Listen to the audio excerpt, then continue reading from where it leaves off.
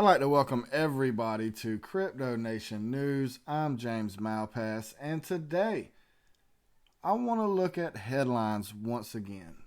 I did a video probably about a week and a half ago that was talking about how we're seeing a trend reversal in the headlines.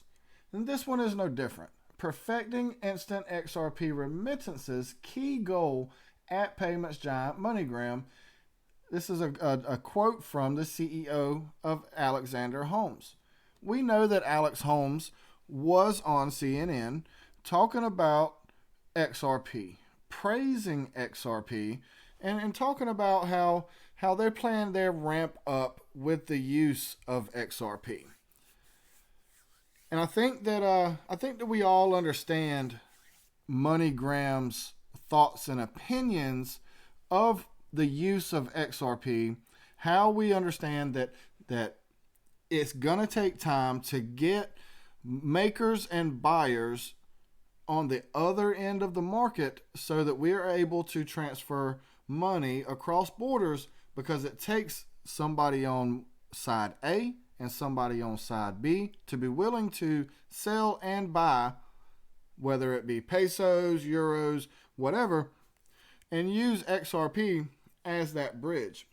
So we see this, we understand this, and I want everybody to know firsthand that I truly believe that we are seeing the shift play out right here in front of us.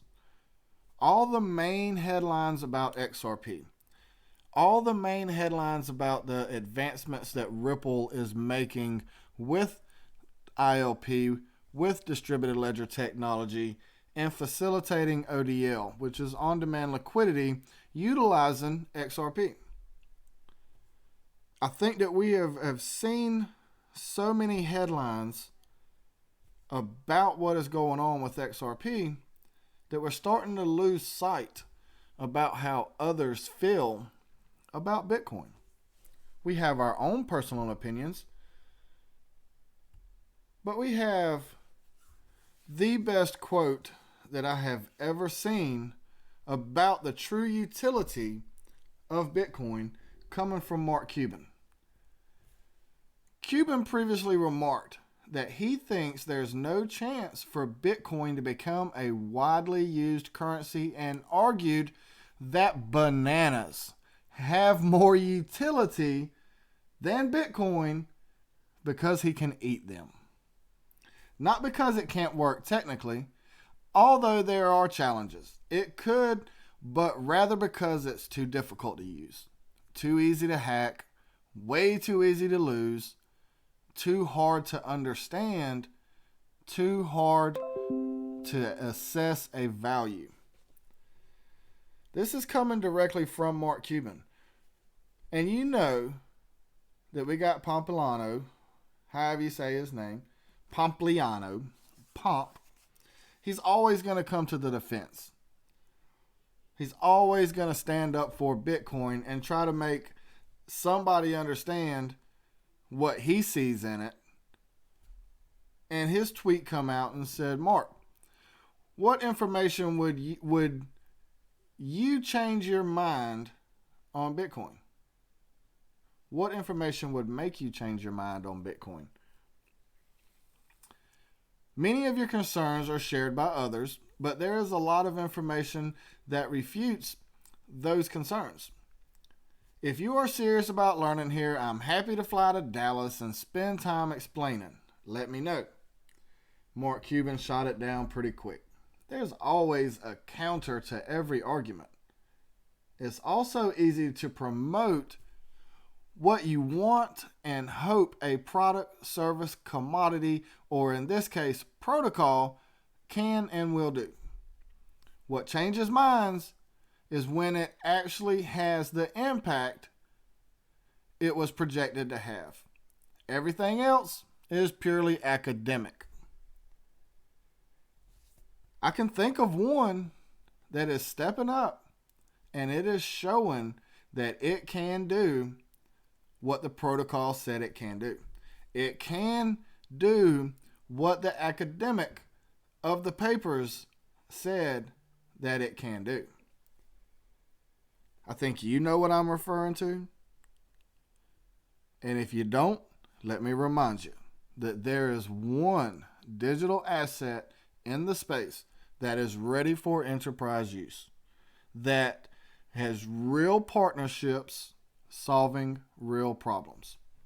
But we're not the only ones that see that. When you start looking across the landscape, you start seeing articles like this. European Central Bank announces CBDC proof of concept using R3's Corda DLT platform. Anybody that has been in this space for a while, we understand that a year ago, R3 reveals Corda Payments app integrates with XRP. That is not saying that the European Central Bank, the ECB, is building upon Corda to integrate XRP. But if we go back to this article and we pull this article back up and we scroll down just a little bit, we start getting a hint of something else. Let's go into this article a little bit. European Central Bank announced the CBDC proof of concept using R3's Corda DLT platform. The European Central Bank, or the ECB, has joined a growing list of central banks that are actively looking into central bank digital currencies, or CBDCs. They come out on December 17th. The ECB published a paper exploring anonymity in central bank digital currencies, which detailed a CBDC proof of concept called Eurochain, established by the European system of central banks under the coordination of the central bank itself. The ECB set up Eurochain as a learning tool for Europe's central bank community.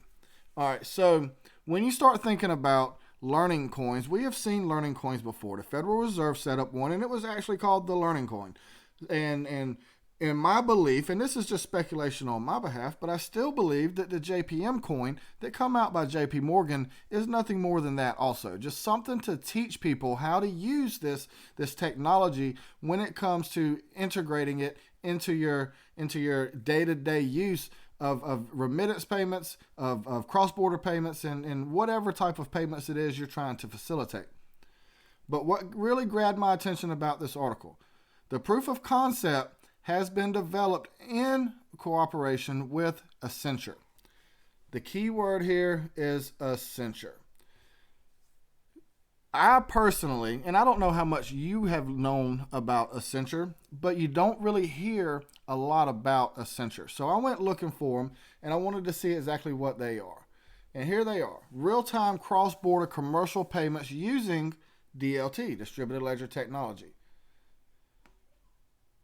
Currently, most cross-border corporate payments take a day or more to receive or reach their destination and take place only during business hours, resulting in delays, inconveniences, and expensive maintenance for SMEs and corporates.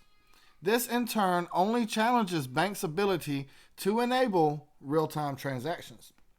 But as we get down in here, boy, look at the praises start to come in on the Ripple solution. Ripple is a DLT solution for cross-border payments and has a robust technology that has proven its mettle. It has its own native digital asset, XRP, which can be used for settlement to reduce liquidity cost. But when we get down here in the bottom of this, the Ripple Enterprise D solution is mature enough to launch and scale a cross-border payments network. A consortium of banks have been formed to use this Ripple technology to keep ahead of the competition. I personally have never seen that sentence before. A consortium of banks have been formed. That is exciting to me. I hope that is exciting to you. But I want to get down in here on how they recommend these banks actually start this thing up. And you're going to start realizing, you're going to start seeing patterns of how this plays out. All right. Here are the actions banks should take to set up cross-border payments network using distributed ledger technology. Point 1. Start small, then scale up. Where have we seen that, guys?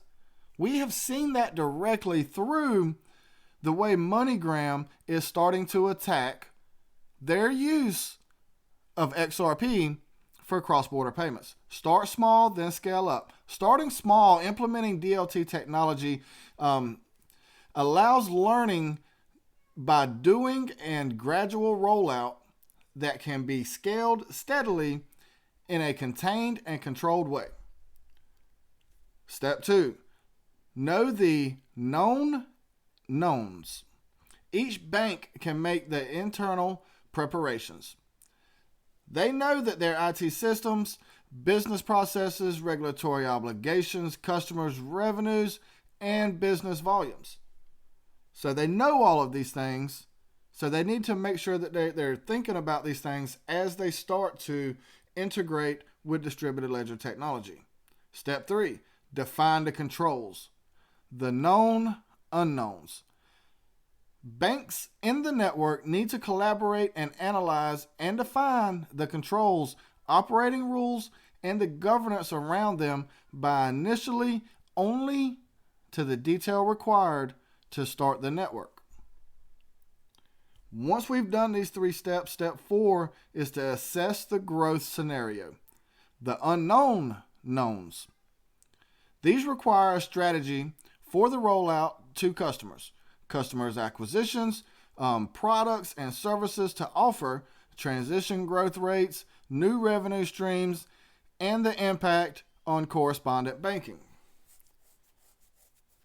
As we get it all done, the final step is to be agile and predictive. The unknown unknowns. Banks will have to respond and adapt rapidly to the dynamic demands of the network in order to evolve into the most robust end state. Accenture is leading the charge quietly behind the scenes, working with Ripple, working on XRP and the distributed ledger technology alongside of R3 and Corda, alongside of SBI, and realistically, it's spelled out right out here. If Accenture and R3 both are working with the European Central Bank to bring out this proof of concept to figure out and learn if they want to use this, because realistically, guys, this article does not say they are using it, but it says right down here that the central bank, however, clarified that the research work is not geared towards practical implementation.